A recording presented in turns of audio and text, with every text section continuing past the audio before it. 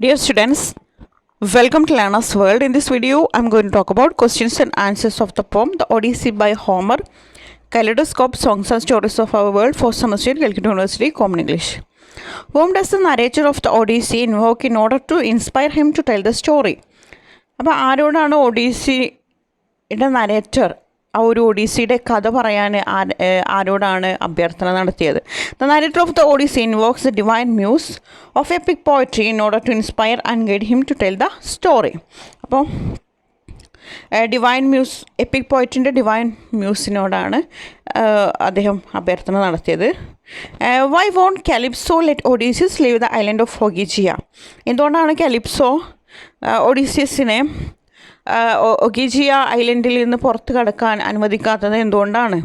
Calypso the goddess won't let Odysseus leave the island of Ogygia because she wanted Odysseus to be her husband.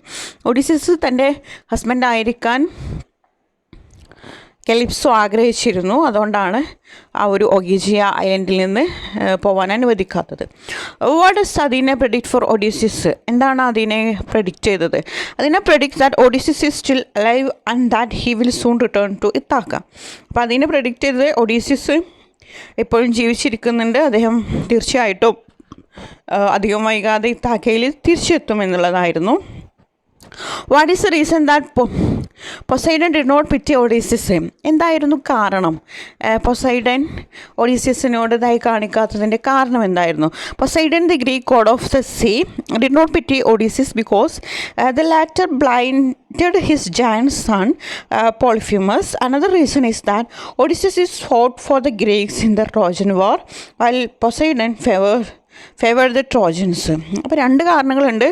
ഒന്ന്, പൊസൈഡൻ്റെ മകനായിട്ടുള്ള ഒരു വലിയ ഒരു giant means ഒരു ഭീകരനായിട്ടുള്ള ഒരു രാക്ഷസനെ പോലെയുള്ള ഒരു മകനുണ്ടായിരുന്നു.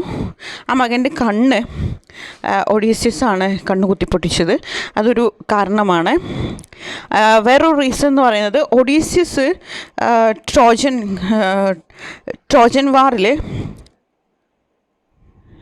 ഗ്രീക്കുകാരുടെ പക്ഷത്തായിരുന്നു, അവർക്ക് വേണ്ടിയിട്ടായിരുന്നു ഫൈറ്റ് ചെയ്തിരുന്നത്. പൊസൈഡൻ ഫേവേർഡ് ദ ട്രോജൻസ്, അതായത് പൊസൈഡൻ ആരുടെ പക്ഷത്തായിരുന്നു? ട്രോജൻസിൻ്റെ പക്ഷത്തായിരുന്നു. അപ്പോൾ ശത്രുപക്ഷത്ത് ആണ് പൊസൈഡൻ ഉണ്ടായിരുന്നത്. ഇതൊക്കെയായിരുന്നു റീസൺസ്. Okay, thank you.